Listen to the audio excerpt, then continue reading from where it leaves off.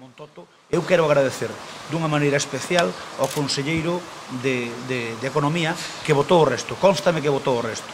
Non porque o presionara eu, nin o presionara ninguén, senón porque el, que ademais conoce o mundo textil, desde a primeira hora sempre se votou moi favorable a salvar a empresa de Montoto. E a min constame que o conselleiro votou o resto e puxo todo da súa parte o que había e o que non podía, incluso, digamos, desde un punto de vista personal, xa non como conselleiro, para intentar convencer a banca, que era moi reacia.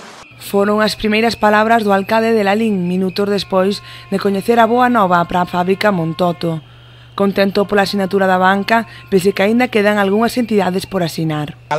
Os que quedan, que son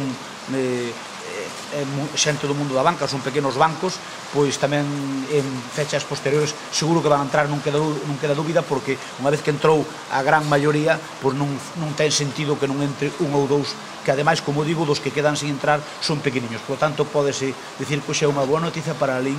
Crespo pediulle á nova dirección de Montoto que agora traballe na posta en marcha dun plan de viabilidade que xere máis emprego. A nova dirección terá que demostrar que o plan de viabilidade cumple coas expectativas e, polo tanto, se pon en marcha un proceso que vai ser non só salvar a empresa, senón a medio plazo que volva a ter o potencial de mão de obra que tiña hasta agora.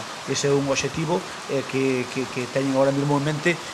Non quero criticar a ninguén, simplemente decir que houve unha boa postura por parte de casi todos, pero ás veces teño que recoñecer que hai algunhas persoas que non queren nos proxectos que poñen paus na roda.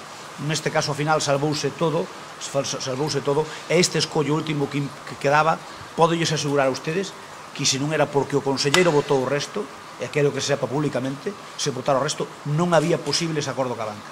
Cabe lembrar que o 66% da débeda de Montoto é bancaria, nunha cantidade que ascende a máis de 23 millóns de euros.